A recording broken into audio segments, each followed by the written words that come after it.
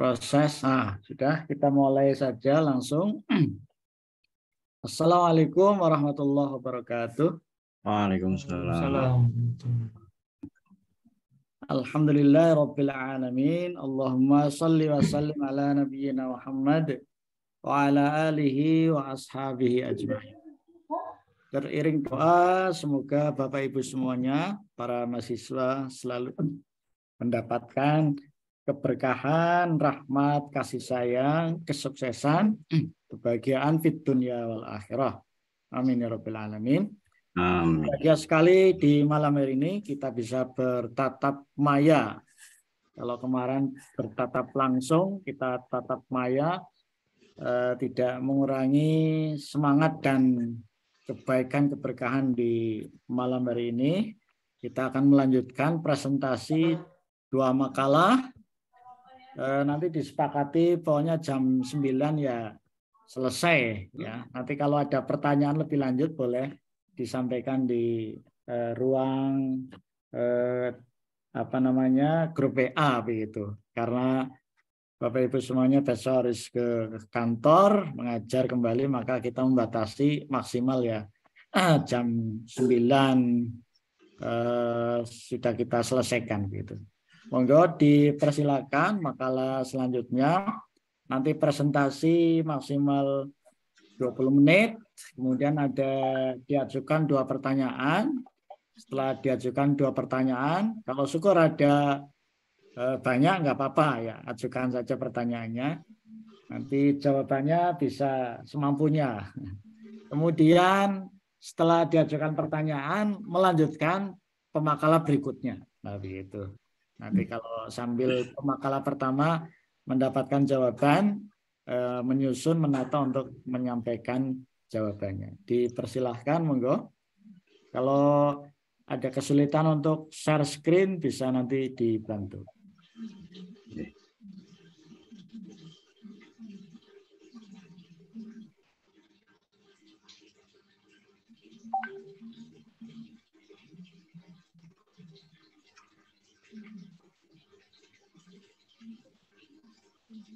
Sudah terlihat Bapak Ibu?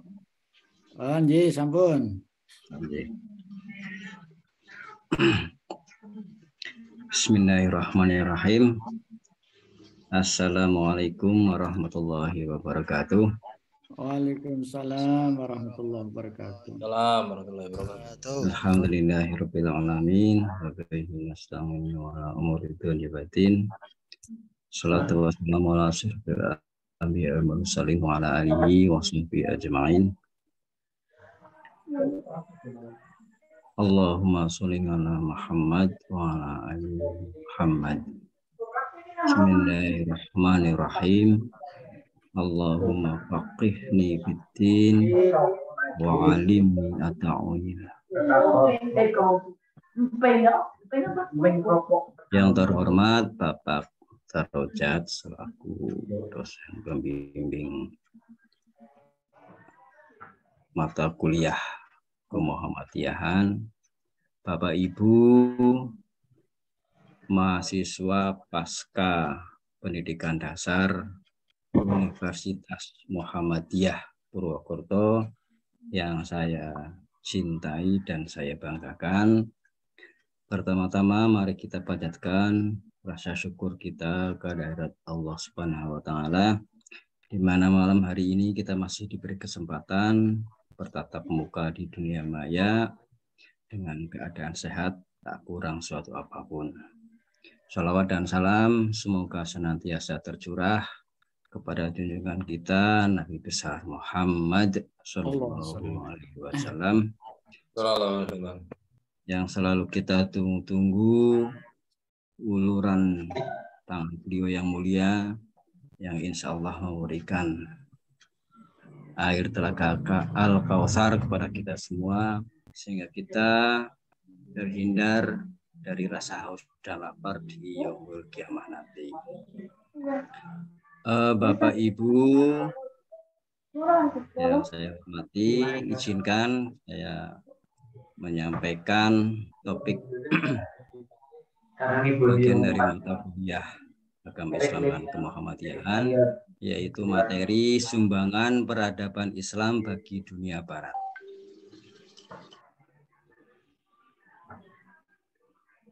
Bapak Ibu,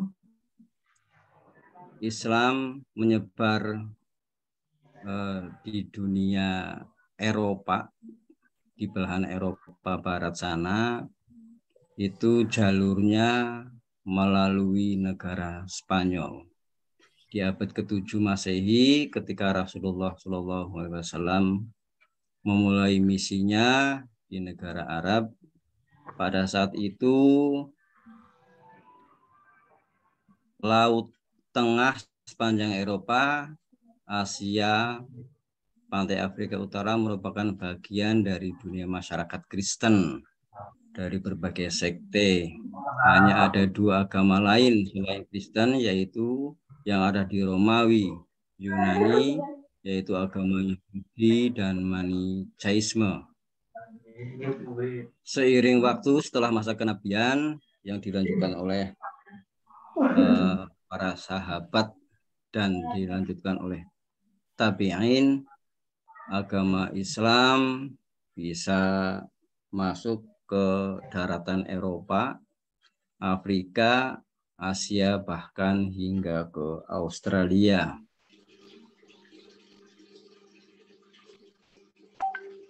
Pada saat periode pemerintahan Abbasiyah, pada periode Islam klasik, pemerintahan Abbasiyah melemah. Akan tetapi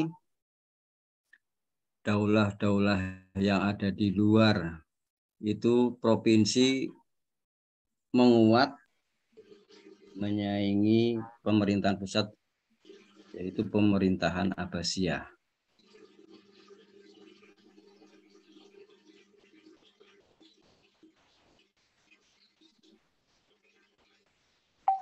Ketika Daulah Abbasiyah di tahun 750 hingga 1258 Masehi,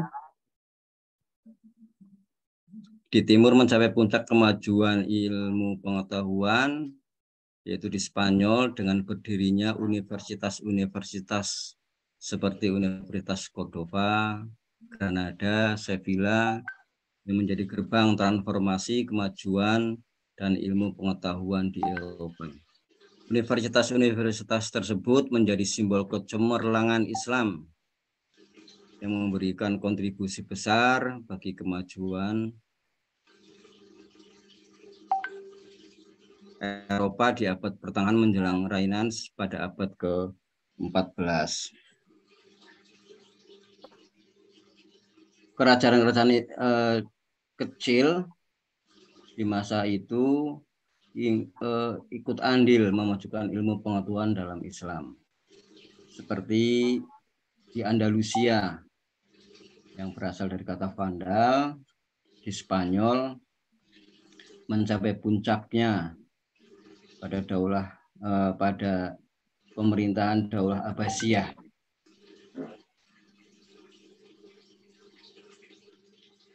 Bapak Ibu, masuk dan perkembangannya Islam di Eropa itu dapat dibagi menjadi 3 fase. Yang pertama, fase masuk dan berkembang, yaitu antara tahun 711 hingga 912 Masehi. Fase yang kedua yaitu fase puncak kejayaan dan kemundurannya antara tahun 912 sampai 976. Yang ketiga fase kehancuran Islam yaitu tahun 976 hingga 1031.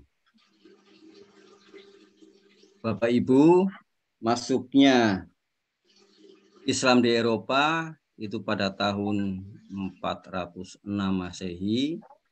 Pada waktu itu Spanyol dikuasai oleh bangsa Vandal, yaitu bangsa berimigrasi dari negeri terletak di antara Sungai Oder dan Vistula, dan juga suku yang menundukkan Eropa Barat di masa lalu sebelum Goth dan bangsa Arab atau bangsa Islam.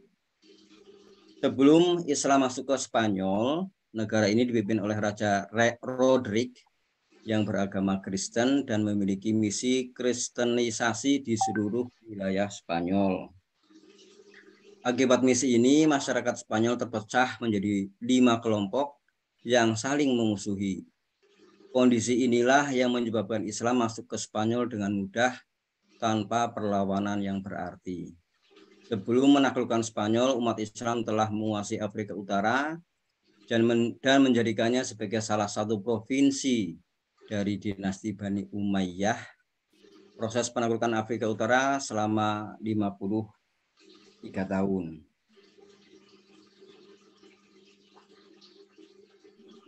Penaklukan Spanyol diawali dengan undangan salah satu raja Gothia Barat yang beragama Kristen, Graf Julian namanya, untuk membantunya melawan raja lainnya karena ada konflik di antara mereka. Ada beberapa hal yang mendorong Musa ibnu Nusair yang kala itu menjadi pimpinan atau khalifah mengabulkan permohonan Graf Julian, diantaranya karena satu, antara penduduk Spanyol dengan Afrika Utara terlibat dalam suasana perang, sebab penduduk Spanyol terutama yang beragama Kristen pernah beberapa kali melakukan penyerangan terhadap daerah pantai Afrika yang sudah dikuasai oleh kaum muslimin. Yang kedua, penduduk Spanyol pernah memberikan bantuan kepada tentara Romawi dan berusaha menduduki beberapa daerah muslim di pantai Afrika. Dasar pertimbangan ini disampaikan Nusair pada Khalifah Walid bin Abdul Malik sewaktu minta izin untuk mengirimkan bantuan tentara ke Spanyol. Khalifah pun menyetujui rencana dari Nusair tersebut.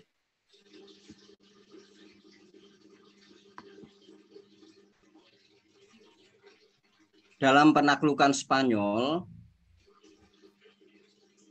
terdapat 3 pahlawan Islam yang terkenal, dikatakan paling berjasa dalam memimpin pasukan.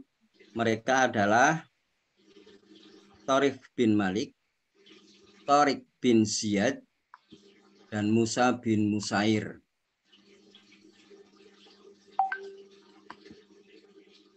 Dari ketiga nama ini, nama Tariq bin Ziyad yang disebut paling terkenal sebagai penakluk Spanyol. Sedangkan Tariq dapat disebut sebagai perintis dan penyidik karena dialah yang pertama kali menyeberang selat untuk memenuhi undangan Graf Julian agar membantunya, dan ekspedisi ini pun berhasil. Didorong keberhasilan ini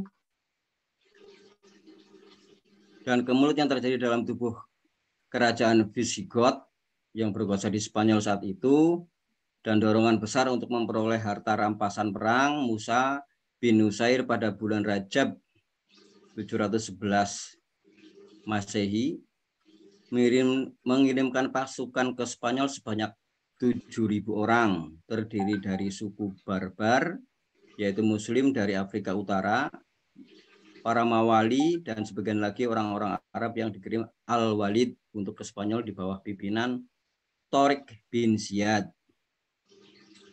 Sejarah mencatat bahwa Panglima Tariq setelah seluruh pasukannya selesai mendarat wilayah Spanyol,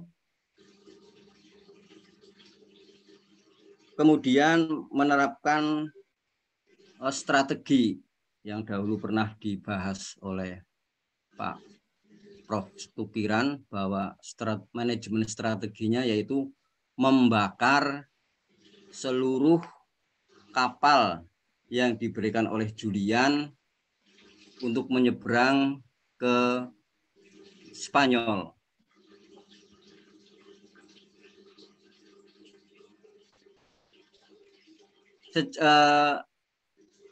Ucapan yang terkenal dari Panglima Tariq yaitu al-aduwu amamakum wal bahru wara'akum fahtar ayyuma syi'tum. Artinya, musuh di depan kamu dan lautan di belakang kamu, silahkan pilih yang kamu kehendaki. Alhamdulillah kemarin saking penasarannya saya jalan-jalan ke Jabal Torik dan mengambil foto dari tampak muka, tampak depan laptop. Ya, ini salah satu pandangan view depan Jabal Torik yang terkenal itu. Betapa tingginya, betapa besarnya gunung batu yang ada di sana yang terkenal dengan Jabal Torik. Bapak Ibu, sebelum Torik bin Ziyad menyerang kota-kota di sekitarnya, dia berhasil menaklukkan kota Arnidona, lalu berhasil merebut kota Elvira. Pasukan berkuda menyerang kota Cordova. Setelah bertahan selama 2 bulan, maka diserahkan kota Cordova dan dengan warganya ikut ditaklukkan masuk dalam pemerintahan Islam. Lalu kota ini dijadikan sebagai pusat kejayaan Islam di Spanyol. Gelombang perluasan wilayah berikutnya terjadi pada pemerintahan Khalifah Umar bin Abdul Aziz, yaitu tahun 717 Masehi. Gelombang kedua terbesar dari penyerbuan kaum muslim yang gerakannya dimulai pada permulaan abad ke-8 Masehi ini telah menjangkau seluruh Spanyol dan melebar jauh menjangkau Perancis Tengah dan bagian-bagian penting di Italia.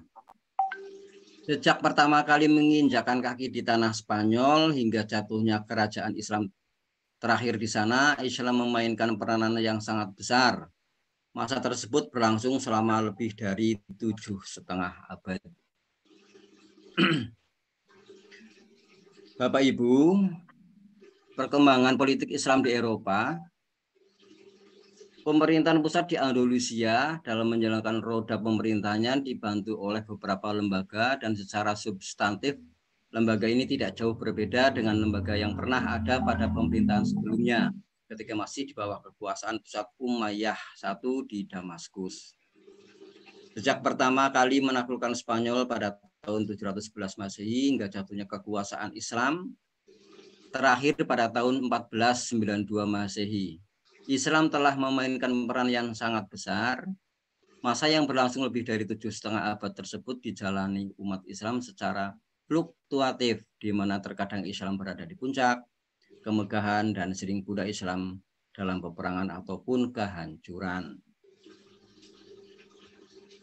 Sejarah panjang Islam di Spanyol atau Eropa dapat dibagi dalam 6 periode, yaitu periode pertama tahun 711 sampai 755 Masehi, dikenal dengan pemerintahan para wali. Periode ini stabilisasi negeri Spanyol belum aman dan terkendali. Gangguan-gangguan masih terjadi baik internal maupun eksternal. Karena situasi inilah maka Islam di periode ini belum memasuki kegiatan pembangunan dan peradaban.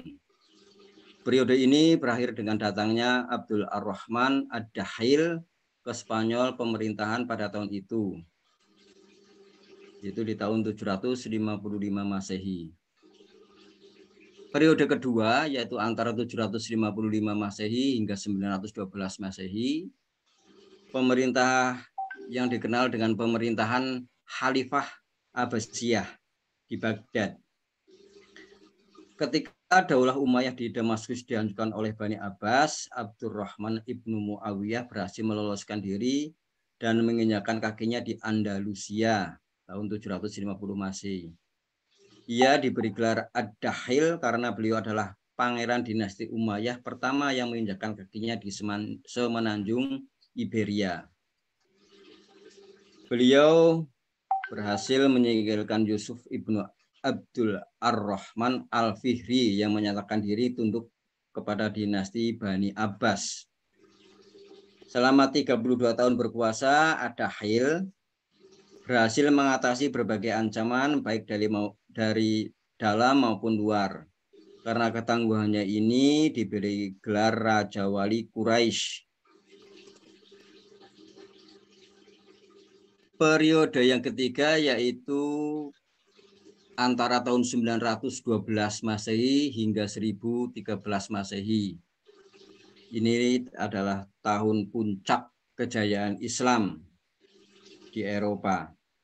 Periode ini dimulai di pemerintahan Abdurrahman III yang bergelar An-Nasir sampai munculnya raja-raja atau kelompok yang dikenal dengan Muluk Al-Tawaif. Gelar yang dipakai pada masa ini adalah Khalifah yang dipakai mulai tahun 929 Masehi.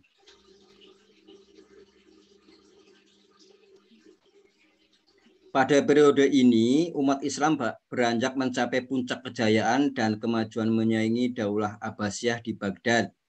Hal ini ditandai dengan berdirinya Masjid Abdurrahman III yang diteruskan Al-Hakam II dengan membangun Universitas Cordoba lengkap dengan perpustakaan dan isi bukunya. Pada masa ini, masyarakat dapat menikmati kesejahteraan dan kemakmuran. Khalifah-khalifah besar yang memerintah pada periode ini ada 3, yaitu Abdurrahman An-Nasir, Hakam II, dan Hisham II. Periode keempat yaitu 1013 hingga 1086 Masehi. Terjadinya konflik, terkenal dengan terjadinya konflik internal. Pada periode ini, kekuasaan Islam Spanyol sedang dalam konflik internal. Wilayah terpecah menjadi lebih dari 30 negara kecil yang dipimpin oleh raja-raja atau golongan Al-Muluk Al-Tawaif yang berpusat di kota seperti Cordova, Sevilla, Toledo, dan sebagainya. Selain perpecahan dalam kerajaan kecil, pada masa ini juga terjadi pertikaian besar di antara kekuasaan Islam itu sendiri. Beberapa di antaranya bekerjasama dengan pasukan kekuasaan Kristen untuk mempertahankan wilayahnya.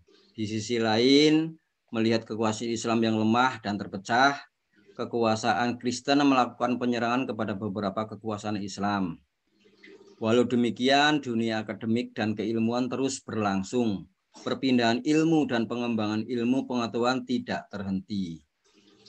Periode yang kelima, yaitu antara 1086 hingga 1248 Masehi.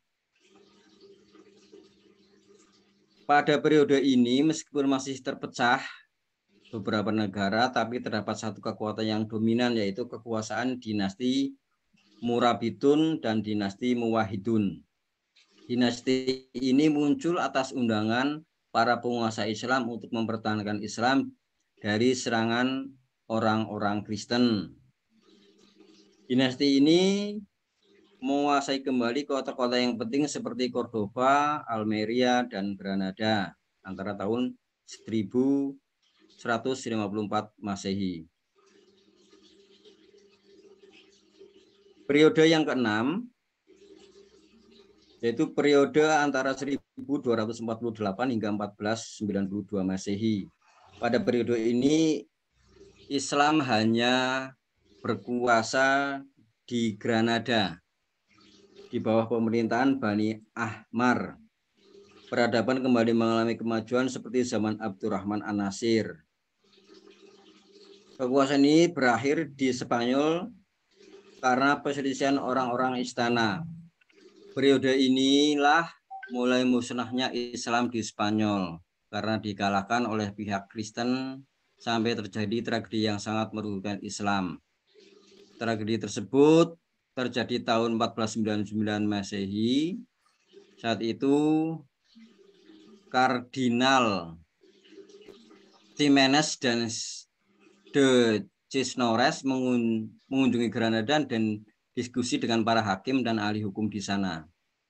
Hasilnya, Muslim Granada di Spanyol diberi 2 pilihan, masuk Kristen atau keluar dari Spanyol.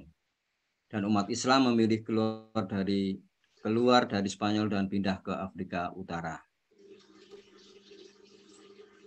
Setelah itu umat Islam di Spanyol tidak ada lagi, namun pada abad 20 Masehi, Muslim di Spanyol mulai mendapat sedikit ruang untuk berkembang lagi. Aspek-aspek ajaran Islam yang dikembangkan di Eropa Barat. Aspek ajaran Islam yang diajarkan di Eropa adalah akidah, syariah, dan akhlak. Pada dasarnya ketiga ini merupakan suatu rangkaian yang harus ada dan tidak dapat dipisahkan. Akidah sebagai sistem kepercayaan yang bermuatan elemen-elemen dasar keyakinan, menggambarkan sumber dan hakikat keberadaan agama Islam di Eropa. Sementara syariah sebagai sistem nilai berisi peraturan yang menggambarkan fungsi agama. Sedang akhlak sebagai sistematika menggambarkan arah dan tujuan yang hendak dicapai agama. Pertumbuhan tempat ibadah dan pusat-pusat kajian Islam di Eropa atau Barat. Data tahun 1991 menyebutkan adanya 300 masjid di Rusia. Jumlah ini meningkat menjadi 8.000 masjid pada saat ini. Ketika Uni Soviet runtuh dan Republik Federasi Rusia terbentuk, tidak ada satupun pusat pendidikan agama Islam di sana. Namun, kini minimal 50-60 sekolah Islam yang memberikan pendidikan agama kepada lebih dari 5.000 pelajar Muslim. Dalam catatan sejarah, tahun 1991 hanya 40 warga Muslim Rusia yang menunaikan ibadah haji. Akan tetapi angka itu meningkat menjadi 13.500 orang pada tahun 2005. Mungkin di tahun belakangan jumlah ini meningkat tajam. Di Belgia memiliki jumlah masjid terbanyak di Eropa mencapai 1.200 unit. Jumlahnya hampir menyamai negara-negara di Timur Tengah. Selain Belgia, Bulgaria juga tercatat sebagai negara dengan jumlah pelajar Muslim terbesar di Eropa. Lebih dari 3.000 siswa menempuh pendidikan di sekolah Islam setiap tahunnya. Hebatnya, di sekolah umum juga diberikan kurikulum Islam. Dari data statistik Mufti Bulgaria menyebutkan sebanyak 3.372 siswa mengikuti kelas agama Islam pada 2011. Perkembangan Islam di Inggris. Dalam penyebaran Islam di Inggris, Moza Boras adalah seorang yang sangat berjasa dalam menyebarkan ilmu pengetahuan Islam. Moza Boras mengganti namanya menjadi Petrus Alfonsi. Ia juga seorang dokter istana Raja Inggris Henry I. Itulah sebabnya di negeri itu perkembangan Islam cukup baik. Pengembangan Islam dilakukan pada hari-hari libur seperti hari Sabtu dan Ahad, baik untuk anak-anak maupun orang dewasa. Salah satu pengembangan agama Islam di pusat kota London telah dibangun Masjid Agung Central Mosque, James Park, yang mampu menampung jamaah sekitar 4.000 orang. Perancang masjid tersebut adalah Frederick Gobert and Partners. Masjid itu juga dilengkapi dengan perpustakaan sebagai pusat kegiatan sosial dan administrasi. Masyarakat Muslim London telah membeli sebuah gereja dengan harga 85.000 pound sterling di pusat kota London.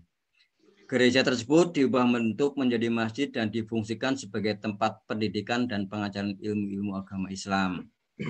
Umat Islam di Inggris banyak jumlahnya apabila dibanding dengan jumlah umat Islam yang ada di negara-negara di Eropa Barat, yaitu lebih dari 1 juta orang. Bahkan sekarang data terkini itu 1,5 juta pada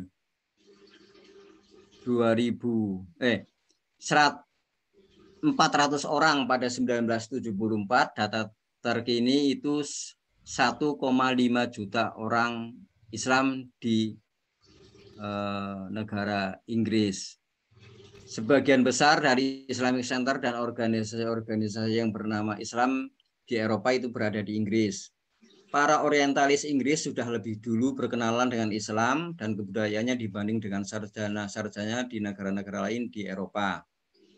Yang pertama kali memperkenalkan Al-Quran ke Eropa adalah seorang sarjana dari Inggris, namanya Robert Cotton, yang juga menerjemahkan ke dalam bahasa Latin. Kamus Arab Inggris yang pertama disusun oleh sarjana Inggris yaitu E.W. Lenz. Itu merupakan faktor-faktor kenapa Islam berkembang pesat di negara Inggris. Kemajuan Eropa Barat dan dampaknya bagi dunia Islam. Pada masa Renaissance Eropa Barat, para ilmuwan Eropa Barat berusaha meneliti jalan untuk mencapai kemajuan. Berbagai keberhasilan telah dicapai oleh mereka. Beberapa keberhasilan yang mereka capai diantaranya: Christopher Columbus menemukan benua Amerika pada tahun 1492. Vasco da Gama menemukan Tanjung Harapan pada tahun 1498 Masehi. Karena dua penemuan ini, maka bangsa Eropa menghindari monopoli lalu lintas perdagangan yang dikuasai umat Islam. Pada waktu itu, bangsa Eropa Barat menghadapi kerajaan Turki Utsmani yang masih dianggap kuat olehnya. Kerajaan Turki Utsmani merupakan negara adikuasa selama beberapa ratus tahun lamanya. Bangsa Eropa telah maju di segala bidang. Mereka mulai menjajah kaum muslimin yang ada di dunia. Pihak yang paling dirugikan adalah Turki Utsmani. Melihat keadaan Islam pada waktu itu, Turki pun menyadari bahwa Islam tertinggal jauh dari bangsa Eropa. Oleh sebab itu, mereka melakukan pembaruan. Pembaruan yang pertama, yaitu pemurnian ajaran Islam. Kedua, belajar dari peradaban Barat. Yang ketiga, gerakan menerjemah buku-buku Eropa ke dalam bahasa Islam. Bapak Ibu yang berbahagia, kesimpulannya, dewasa ini Islam Eropa sudah berkembang dengan pesat. Banyak mu'alaf-mu'alaf bermunculan akibat banyaknya bangsa Eropa yang mempelajari Islam. Begitu juga dengan berdirinya masjid Eropa yang sudah banyak dibangun untuk kepentingan ibadah umat Islam. Itu merupakan tanda-tanda kemajuan Islam di Eropa yang sempat mundur. Dapat disimpulkan bahwa Islam perlahan sudah menunjukkan kemajuannya di Eropa. Kita berharap kemajuan Islam tidak hanya di Eropa Barat, namun bisa mencakup seluruh bangsa. Harapan kita, semoga apapun yang kita perjuangkan hari ini, Allah berikan kelancaran, sehingga berakhir dengan hasil yang memuaskan. Amin. Amin. Sekian, pangapunten dan matur thank you. Wassalamualaikum warahmatullahi wabarakatuh. Waalaikumsalam warahmatullahi wabarakatuh. Ya, kita sudah diajak jalan-jalan ke Spanyol ya. Ya Pak. Wah, sangat menarik ini. Real Madrid. Real Madrid. Terima kasih, sangat lengkap dan menantang ini ya, menantang. Barangkali diajukan 2 pertanyaan, monggo.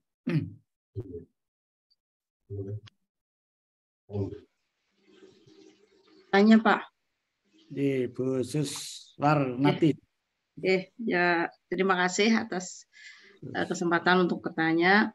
Yang saya tanyakan pada Pak Nir, mengapa pada masa abad pertengahan itu setelah Islam mengalami kemajuan kok langsung mengalami kemunduran? Itu faktor-faktor apa sajakah yang menyebabkan faktor-faktor kemunduran Islam di benua Eropa? Monggo Pak. Terima kasih. Satu lagi. Terima kasih pertanyaannya Ibu. Nanti mungkin dikaitkan dengan abad kemajuan di Eropa, itu ada ilmuwan yang kontribusinya besar terhadap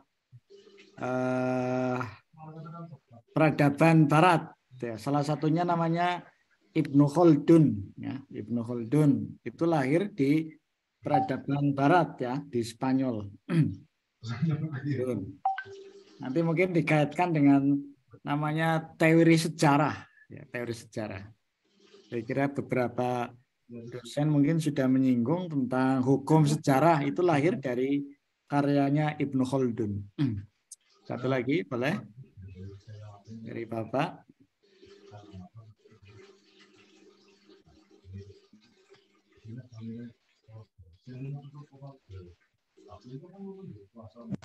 Saya Pak. Ji, monggo. Saya ingin bertanya, runtuhnya masa kejayaan Islam ini nyambung dari pertanyaan Bu Sus. Apakah karena konsep khilafah ya, konsep khilafah yang kurang kurang kuat, atau ada faktor lain yang menyebabkan kejayaan Islam itu runtuh? Itu aja, Pak. Oke, terima kasih. Selanjutnya nanti biar Pak Nirwanto untuk menyusun argumentasi, dipersilakan pemakalah kedua.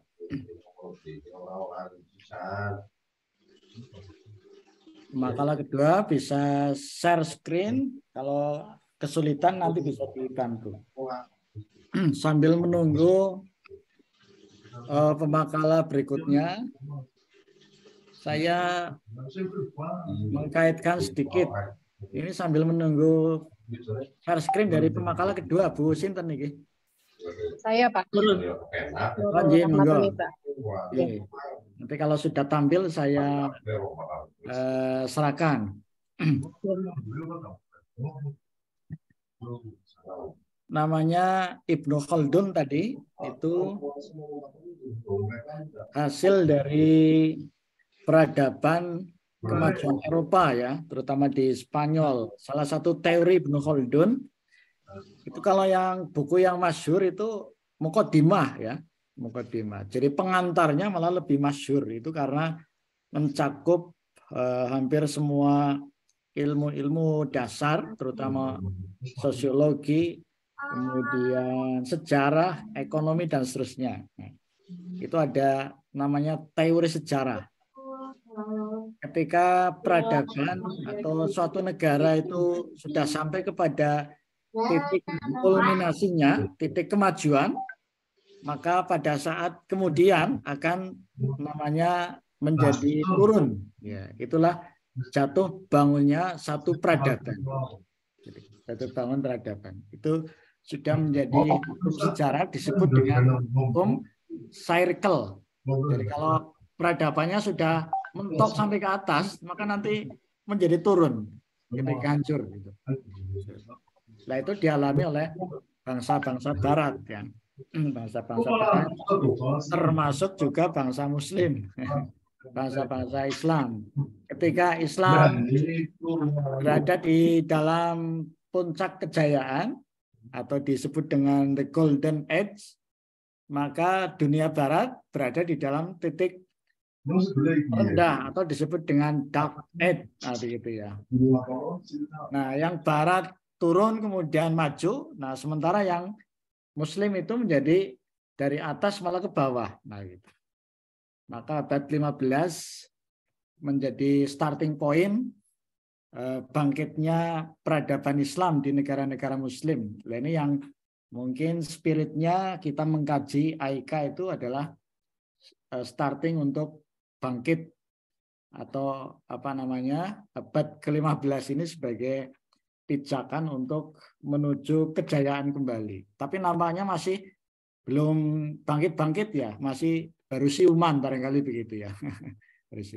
Itu teori yang pertama ini. Teori yang kedua, monggo Ibu silakan sambil di share screen. Tadi namanya circle. Yang kedua adalah teori di dalam teori itu seperti majunya peradaban ya. Oh ya, monggo.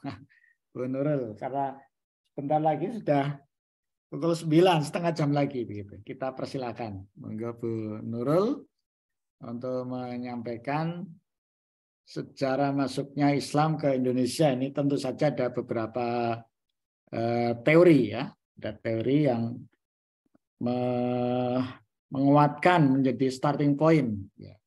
Mungkin nanti perlu ditelusuri apa pentingnya mengkaji tentang sejarah Islam, masuknya Islam ke Indonesia, relevansinya, urgensinya di mana. Monggo.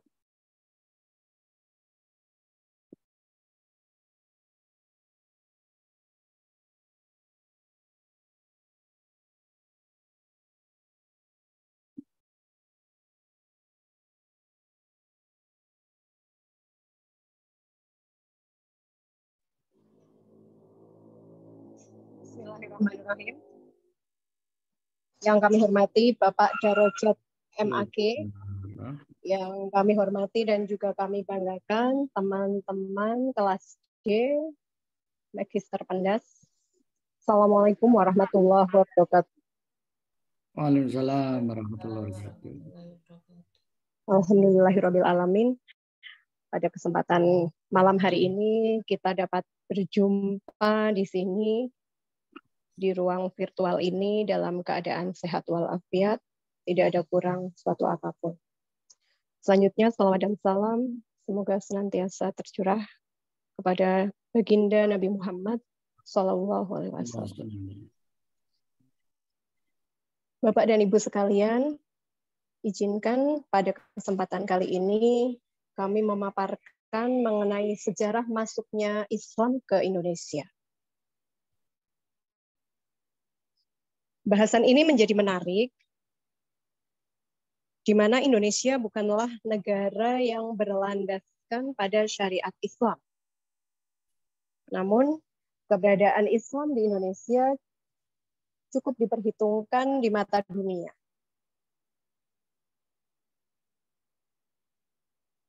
Secara hitungan saja, umat Islam di Indonesia mencapai 177 juta lebih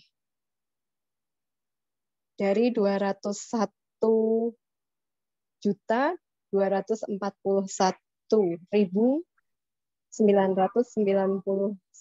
jiwa pada tahun 2000 atau sekitar 88,22%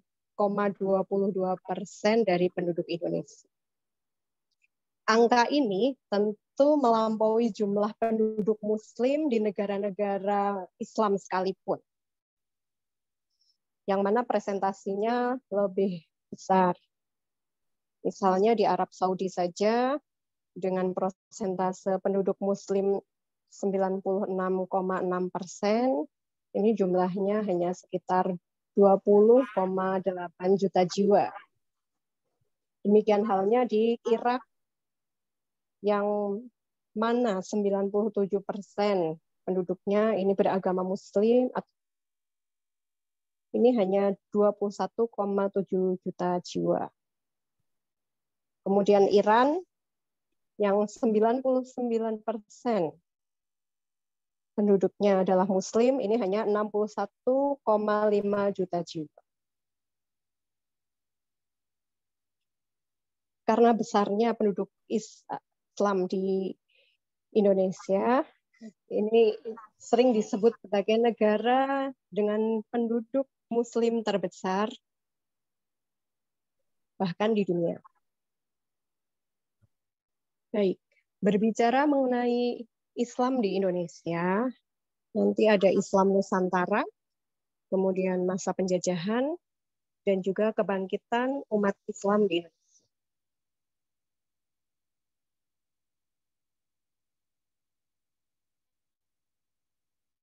Latar belakang dari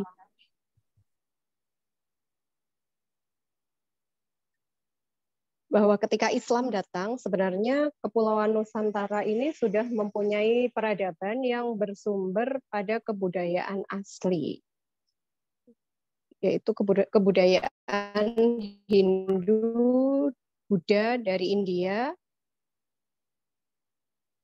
yang penyebarannya tidak merata. Kedatangan Islam awalnya melalui perdagangan internasional, dan penyebarannya melalui dai atau para wali. Khusus di Jawa ini adalah Wali Songo yang berasal dari luar maupun asli dari Indonesia sendiri. Mengenai masuknya agama Islam di Indonesia, ini terjadi perdebatan.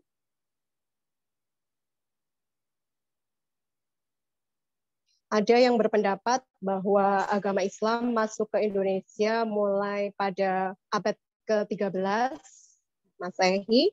Ada juga yang berpendapat bahwa Islam masuk pada abad ke-7 Masehi.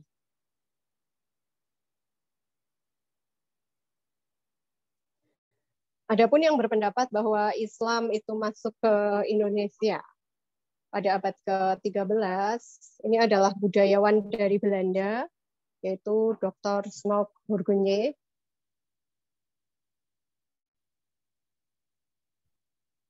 Di mana beliau menyampaikan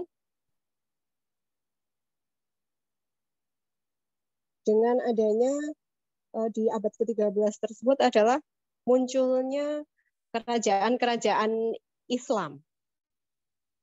Yang pertama itu adalah Samudra Pasai di Aceh. Kemudian disusul Malaka, Jambi, Demak, Cirebon, Banten, Ternate Tidore, Banjarmasin, kemudian ada juga Kerajaan Mataram Islam yang berdiri di abad ke-15 sampai dengan 16 Masehi. Pada abad ke-17 ini terjadi puncak kejayaan kerajaan Islam. Di antaranya ada Aceh, Banten, Mataram, Gorontalo, Ternate, dan Tidore. Namun di abad ke-18 kerajaan-kerajaan tersebut mulai mengalami kemunduran.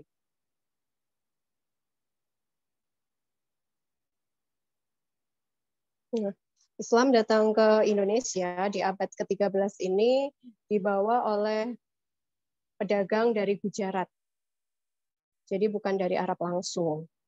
Dengan bukti tadi ditemukannya makam sultan yang beragama Islam, yaitu milik Sultan Malik As-Saleh, raja pertama dari Kerajaan Samudra Pasai, yang dikatakan berasal dari Gujarat. Kemudian argumen masuknya Islam ke Indonesia pada abad ke-7 ini dibawa langsung dari Arab dengan bukti jalur pelayaran yang ramai dan bersifat internasional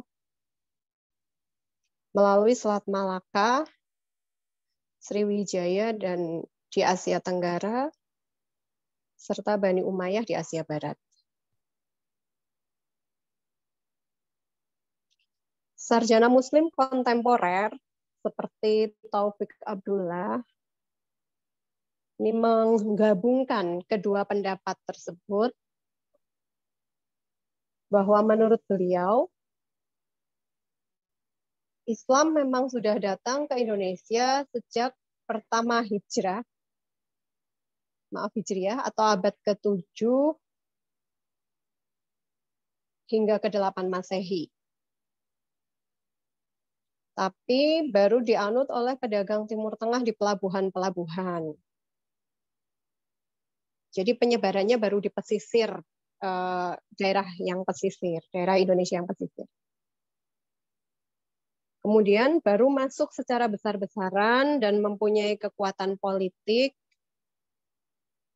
ini di abad ke-13. Dengan ditandainya berdirinya Kerajaan Samudra Pasai tadi, yang merupakan kerajaan Islam pertama di Indonesia. Selanjutnya, saluran masuk dan berkembangnya Islam di Indonesia. Ada beberapa jalan atau jalur. Di antaranya yang pertama adalah Islam masuk melalui perdagangan. Seperti tadi yang saya sampaikan, bahwa pedagang-pedagang dari Gujarat, dari Persia, membawa barang dagangannya masuk ke Indonesia sekaligus juga menyebarkan ajaran agama Islam. Kemudian yang kedua melalui dakwah yang dilakukan oleh mubalik yang datang bersama dengan para pedagang. Jalur yang ketiga adalah melalui pernikahan atau perkawinan, yaitu antara pedagang Muslim, mubalik, dan juga bangsa Indonesia sendiri. Ya, seperti kita tahu bahwa perjalanan mereka bukanlah perjalanan yang singkat dan menetap cukup lama di Indonesia hingga melakukan perkawinan dengan penduduk lokal. Kemudian yang keempat, melalui pendidikan, yaitu dengan berdirinya pusat pendidikan atau pesantren. Yang kelima, melalui tasawuf dan tarekat, yaitu membentuk kader mubalik maupun melalui tulisan-tulisan. Yang keenam, banyak dilakukan oleh para wali, yaitu dengan seni arsitektur, gamelan, wayang, nyanyian, atau tembang, kemudian juga seni busana. Selanjutnya, perkembangan Islam ini menunjukkan keragaman sosiohistoris, yaitu dengan adanya Islam kejawen yang kental, corak Islam yang dipengaruhi oleh agama sebelumnya, yang dianut oleh masyarakat di Indonesia, khususnya di Pulau Jawa, yang mana banyak menganut Hindu dan juga animisme dan dinamisme. Dalam proses Islamisasi selanjutnya terjadi dikotomi, yaitu Islam santri dan Islam abangan. Para wali dalam menyebarkan agama Islam tadi melalui kesenian. Kemudian corak Islam Nusantara ini identik dengan wajah kultural atau budaya. Sementara wajah Islam garis keras ini hanya merupakan noda-noda sejarah saja ya. Misalnya pada peristiwa Perang Padri. Kemudian meletusnya DITII yang di sana merupakan landasan sosial politik. Ada tumpang tindih kepentingan di dalamnya.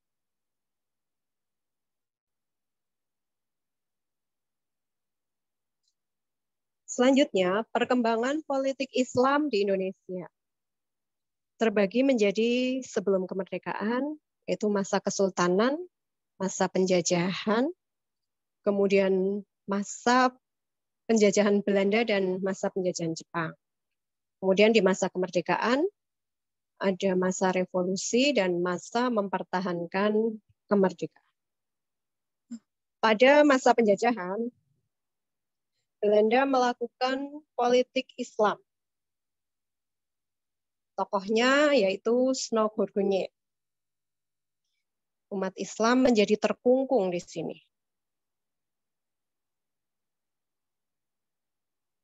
Di sini muncullah berbagai problematika Islam, di antaranya ajaran Islam yang jauh dari Al-Quran dan hadis, praktik yang bersifat syirik, kemudian tahayul, khurafat, dan bid'ah yang berkembang secara besar.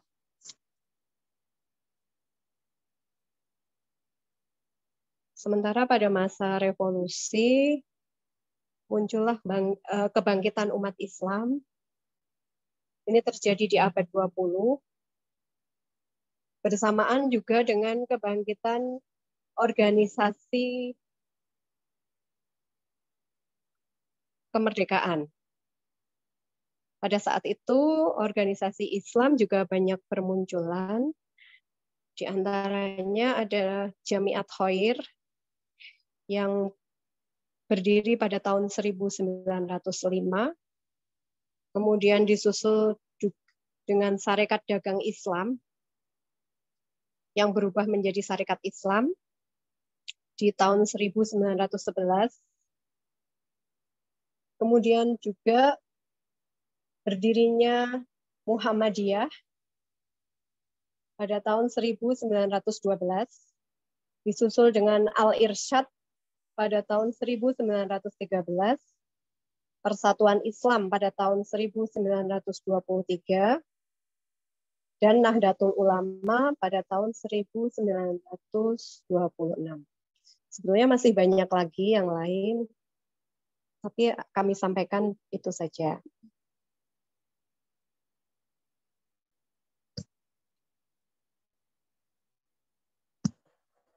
Nah, munculnya dua organisasi besar seperti Muhammadiyah dan Nahdlatul Ulama Ini memunculkan kesadaran baru pada pemikiran Islam. Masing-masing memiliki cara untuk menyebarkan agama Islam. Muhammadiyah berdiri pada 8 Zulhijjah 1330 Hijriah atau bertepatan dengan 18 November 1912 di daerah Yogyakarta, didirikan oleh Kiai Haji Ahmad Dahlan. Adapun maksudnya adalah menyebarkan pengajaran Kanjeng Nabi Muhammad SAW kepada penduduk Bumi Putra atau penduduk Indonesia dan memajukan hal agama Islam kepada anggota-anggotanya. Slogan mereka yang terkenal yaitu memberantas TBC, tahayul, bid'ah, dan khurafat. Sedangkan Nahdlatul Ulama berdiri pada 31 Januari 1926, didirikan oleh Kiai Hashim Asy'ari bersama dengan tokoh-tokoh Islam tradisional. Organisasi yang berbasis masa pesantren dengan pemikiran tradisionalis yang berarti kebangkitan ulama. Kemudian di abad 21 lahir juga neomodernisme,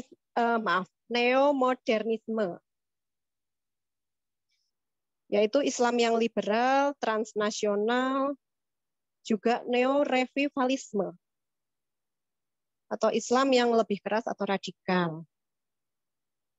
Ya, ada Salafi, kemudian Hizbut Tahrir, Jamaah Tabligh, yang lahir dari ideologi Wahabiyah, Ikhwanul Muslimin maupun Taliban. Demikian mengenai masuknya Islam di Indonesia. Sebagai penutup, Islam merupakan agama yang rahmatan lil alamin, akan terwujud jika dilandaskan pada toleransi dan semangat hubbul waton minnal iman. Demikian dari kami, mohon maaf atas segala kekurangan, dan wassalamualaikum warahmatullahi wabarakatuh.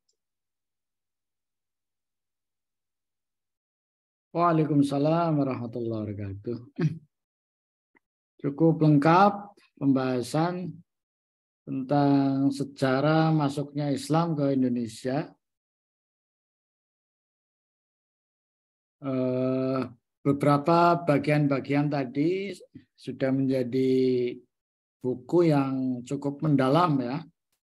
Misalnya tentang sejarah masuknya Islam ke Indonesia itu berjilid-jilid ditulis oleh berbagai akademisi ya, termasuk Hamka sendiri menulis teori masuknya Islam ke Nusantara ya. Jadi kalau beberapa ilmuwan ada yang berpendapat bahwa Islam yang masuk ke Indonesia itu dibawa oleh pedagang dari Persia dan Gujarat, maka tipologi Islamnya adalah lebih kepada tadi ada disebut tasawuf, nah begitu ya.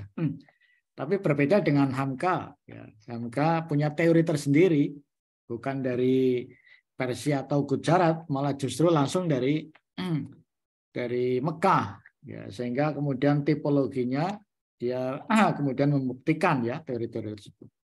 Jadi silakan saja nanti karena ini ilmu adalah asasnya positivisme, maka sesuatu bisa menjadi benar, bisa menjadi salah selama masih ada argumentasinya.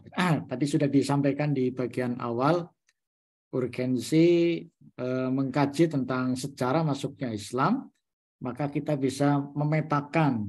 Jadi tadi disampaikan tentang statistik ya, menarik tadi tentang bahwa populasi Muslim terbesar di dunia ini ada di Indonesia. Itu saya kira menjadi potensi yang besar bahwa tadi masuknya Islam ke Indonesia tidak ada melalui peperangan, ada 6 saluran tadi ya, melalui perkawinan dan seterusnya, tidak ada peperangan. Itu menunjukkan bukti bahwa apa yang ditampilkan Islam ke Indonesia itu adalah Islam yang ramah, yang rahmatan lil alamin. Saya kira itu sebagai penguat saja. Ureanya tadi cukup lengkap dan saya kira bukunya ada berjilid-jilid tentang etape ciri dari sejarah itu berkaitan dengan tokoh, berkaitan dengan waktu ya, berkaitan dengan filsafat sejarahnya. Mungkin yang perlu diungkap adalah filsafat sejarahnya. Monggo dipersilakan dieksplorasi atau ditanya beberapa hal. Mungkin waktunya juga sudah mepet ya, sampai jam 9. 1 atau 2 boleh pertanyaan.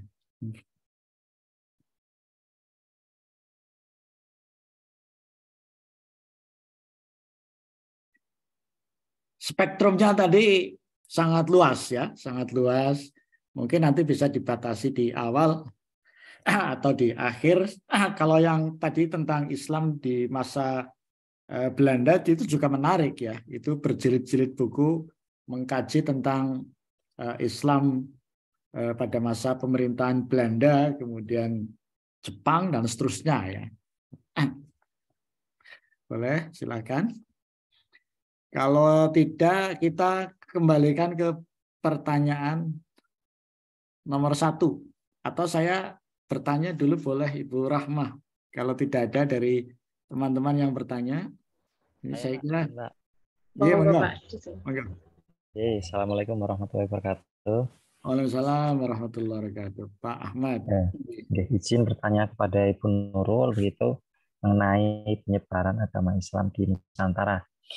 Saya beberapa kali membaca literatur begitu Pak, dan Bu Nurul ada yang mengatakan bahwa Islam di Nusantara ini juga disebarkan oleh migran dari Cina begitu Pak, dari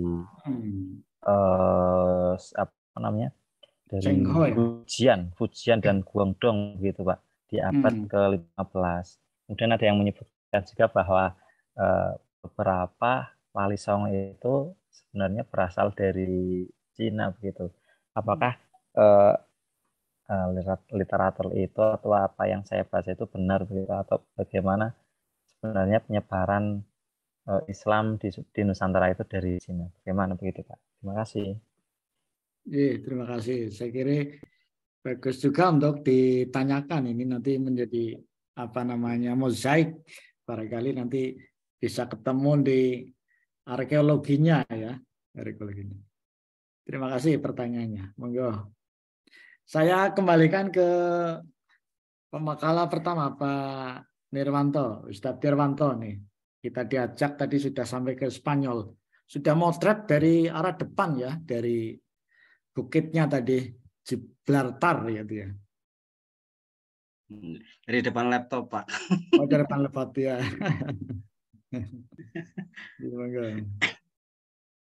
Oke, menjawab pertanyaan dari Bu Sus dan Ustadz Indra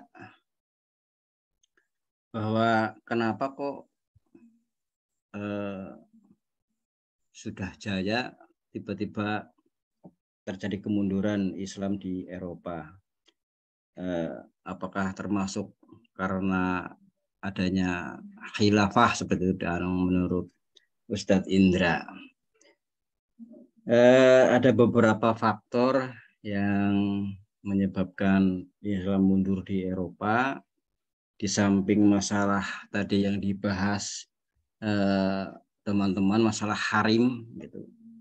Biasanya harta tahta wanita itu tidak memajukan ya malah menghancurkan.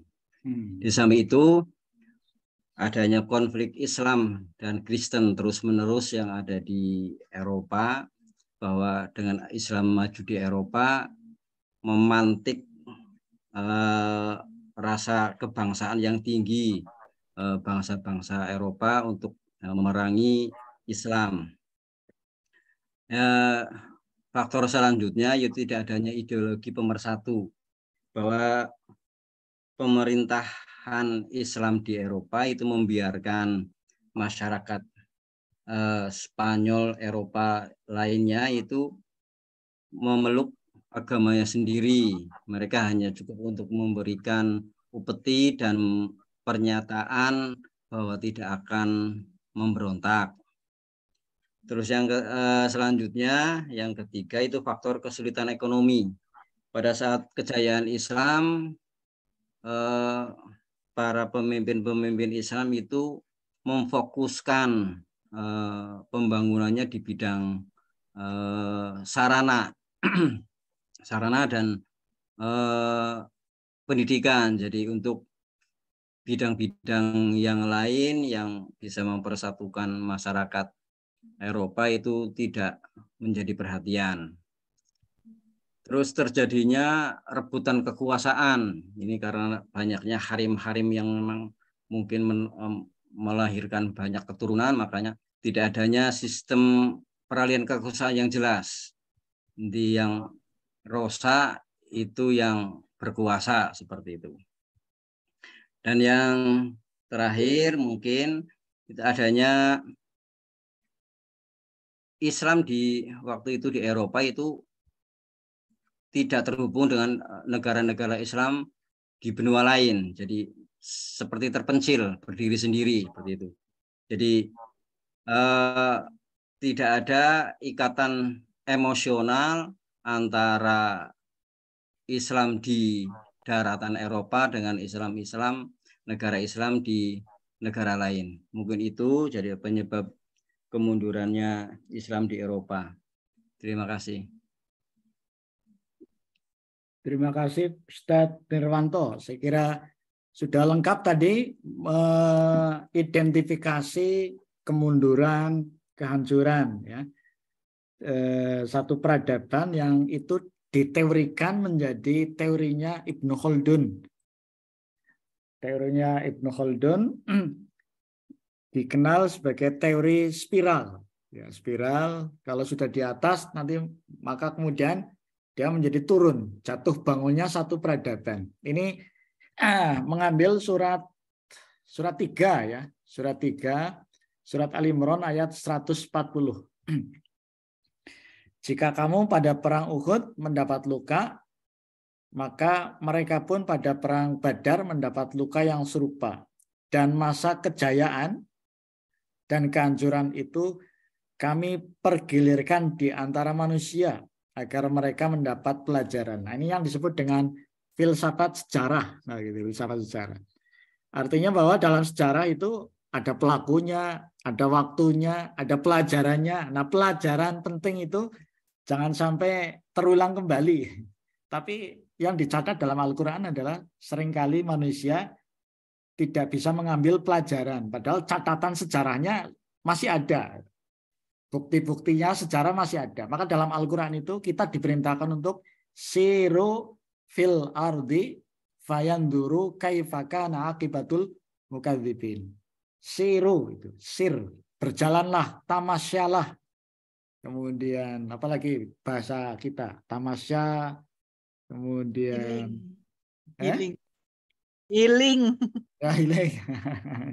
Berjalanlah ya. Apa namanya, study tour lah. Nah itu diperintahkan oleh Allah itu, siru fil ardi ya, fayanduru kaifa kana aqibatul mukadzibin.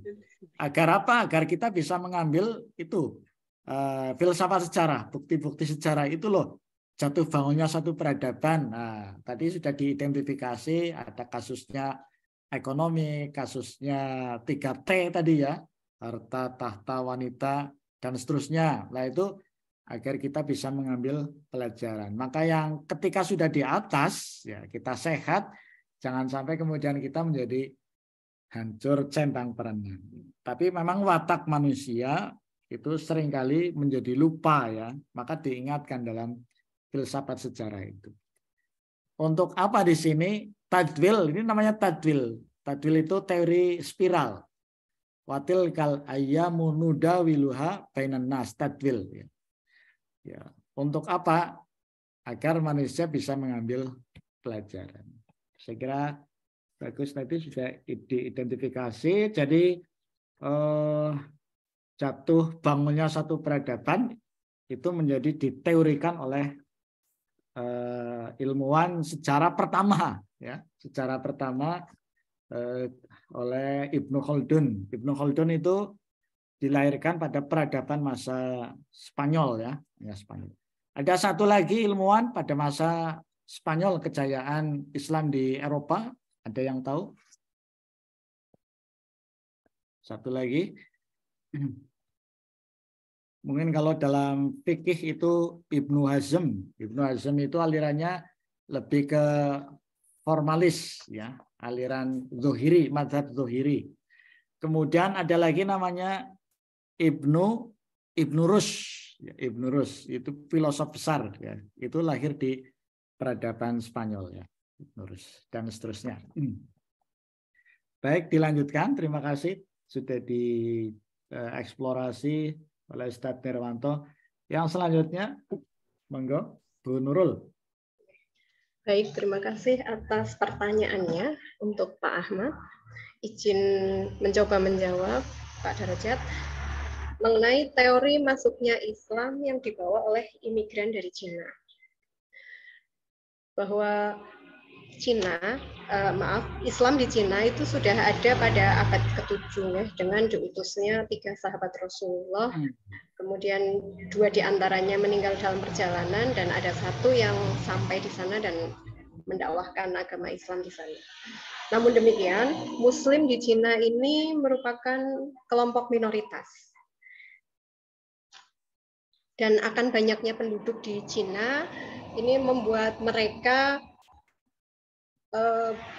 menyebar ke seluruh penjuru dunia, begitu ya, tidak hanya di Indonesia, namun juga di belahan dunia yang lain, termasuk juga Muslim di Cina ini.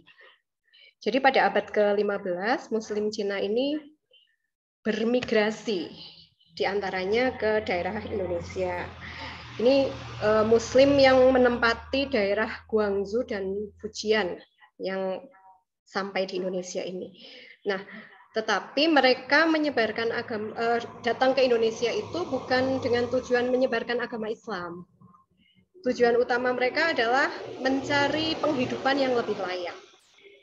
Jadi ketika mereka datang ke Indonesia, yang mereka lakukan adalah berdagang, kemudian juga bertani, bahkan juga pekerjaan-pekerjaan lain yang dapat mereka lakukan. Jadi bisa dikatakan bahwa persebaran agama Islam yang dilakukan oleh imigran Cina ini berlangsung secara tidak langsung. Artinya apa? Berangkat dari tujuan tadi bahwa untuk meningkatkan taraf hidup. Akan tetapi kebiasaan mereka ini juga mempengaruhi dan juga menarik perhatian dari masyarakat di sekelilingnya, sehingga mereka tertarik dengan ajaran Islam itu sendiri. Demikian yang dapat kami sampaikan, Pak Ahmad.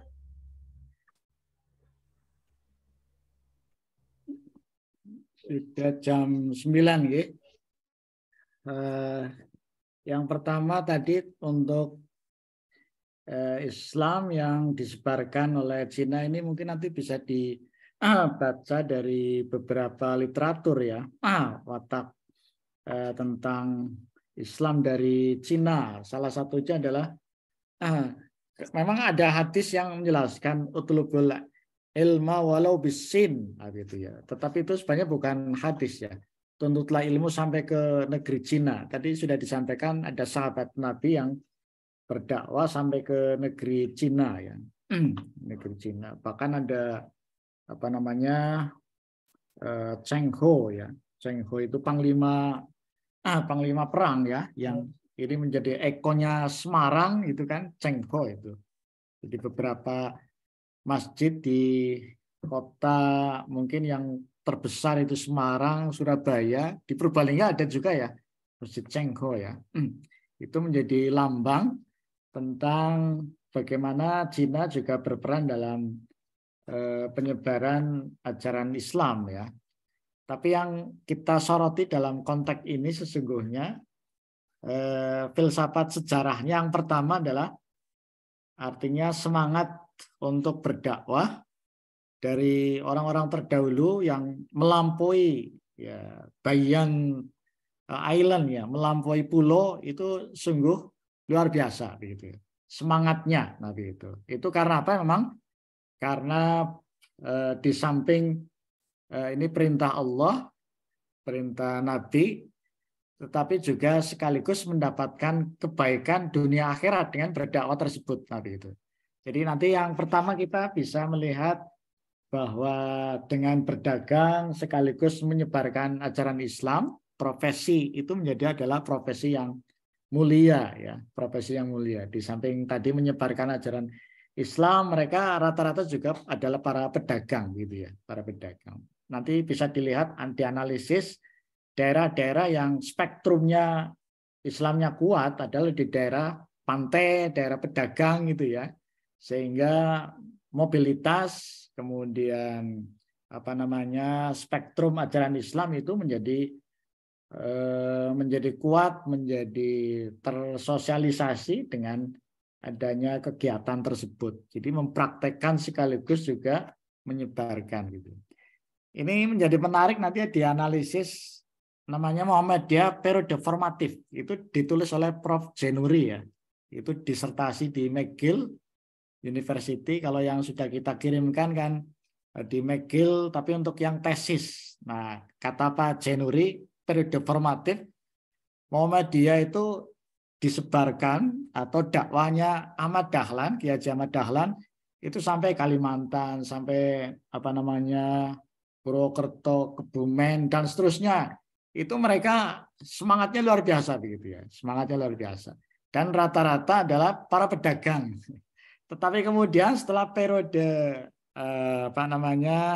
banyak dipegang oleh para pegawai, itu menjadi spektrumnya menjadi agak kesulitan. Nah, begitu. Itu bisa dianalisis daerah-daerah sentrum Muhammadiyah. Kalau di Jogja dikenal sebagai kawasan 3K.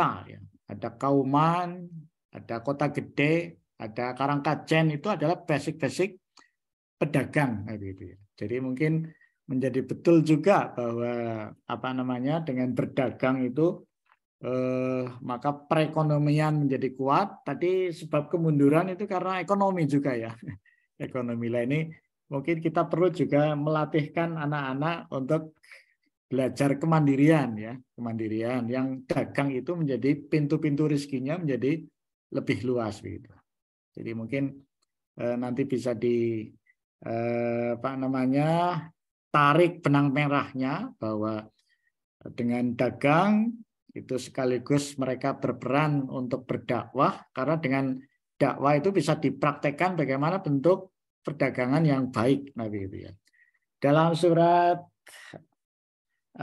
banyak ayat ya, misalnya surat As-Saff ya, ya ayyuhalladzina amanu hal adullukum ala tijarah. Nah, di situ menggunakan kata-kata tijarah ya. Wahai orang-orang yang beriman, maukah aku tunjukkan kepada perniagaan yang tidak akan merugikan kamu ya. Ala tijaratin tunjikum min adzabin alim, dan bisa menyelamatkan. Itu menggunakan kata-kata tijarah. Karena tijarah itu perdagangan itu menjadi setiap orang kepenginnya untung gitu. Nah, itu ada tawaran-tawarannya. Nah, itu dipraktekkan sekaligus berdakwah, sekaligus juga mereka mempraktekkan bagaimana dagang yang baik. Mungkin sebagai kesimpulan saya sampaikan, pertama tadi jatuh bangunnya peradaban itu sudah dicatat dalam Al-Quran dan ini sudah diteorisasi oleh Ibnu Khaldun. Menjadi teori yang pertama adalah teori spiral. Ya. Maka ketika orang sudah dalam keadaan jaya itu maka biasanya yang dipikirkan itu materi. Nah, kalau tadi 3T ya, 3T ada tahta, wanita, harta. Itu kemudian tidak terkendali, maka tunggulah fantadiris.